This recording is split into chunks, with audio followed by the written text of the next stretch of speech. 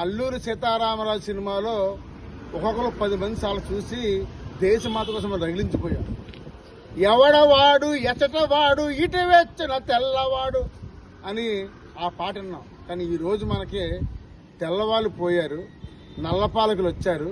ఇప్పుడు నువ్వు చూస్తుంటే ఏం మారింది? బయటకు వస్తే పనులు, భూమిని దోసేస్తున్నారు, కార్మికులను దోసేస్తున్నారు, కార్మికుల సంపదను దోసుకెళ్లిపోతున్నారు, ఇక్కడ తీసుకెళ్లిపోయి విదేశాలు పెట్టుకున్నారు. ఏం మారింది? ఏం మారలేదు. ఆనాడు బ్రిటిష్ వాళ్ళకి ఇప్పుడు తేడా ఏముంది? బ్రిటిష్ కాలంలోనే పోరాడి సాధించుకున్న కార్మిక చట్టాలని, కార్మిక హక్కులను కూడా నేడు మన నల్లపాలకులు హరించి వేసేసి ఈరోజు కార్మికుల్ని బానిసలుగా చేసేస్తున్నారు. ఏ మార్పు ఉంది?